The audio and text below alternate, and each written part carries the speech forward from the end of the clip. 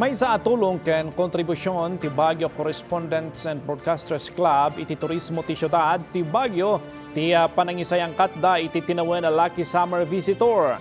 No pay kasta itatawen saan ang may patungpal tin nasaong aktibidad. Ada report ni Jezryl Khate, Lapizar. Tunggal tawon nga isay-sayang ti Baguio Correspondents and Broadcasters Club ti Lucky Summer Visitor no sa dino agpili ti grupo dagiti first-time visitors ti syudad ang maipaayan ti 5-day red carpet all-paid visit iti nagduduma at tourism sites ti Baguio City ken probinsya ti Benguet kabayatan ti Holy Week vacation. Ngem itaatawan, nagdesisyon dagiti kamang ti journalist ti BCBC nga ikansela ti aktibidad kas panagrespeto iti pimusay a dua a photographer ti syudad ti Baguio pakairamanan ti miyembro ti BCBC ani Neil Clark Ong Chanko iti napasamak nga insidente ije dalupirip itogon Benguet.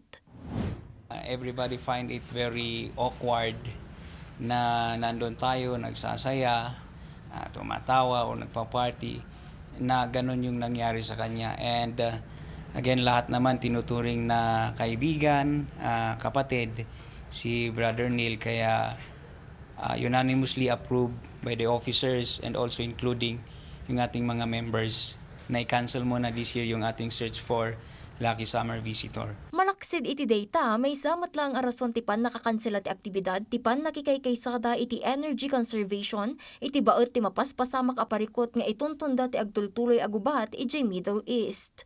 Nangikarimot ti BCBC ti tulong pinansyal nga ipaayda iti pamilya ti pimusay da ang miyembro.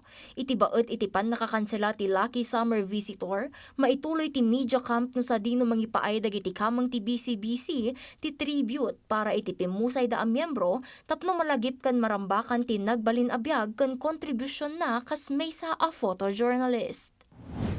Pero magkakaroon tayo ng tribute for Brother Neil on Wednesday, yung Holy Week din, para sa kanya to celebrate yung life niya, yung friendship that we had with him, at saka yung mga works niya.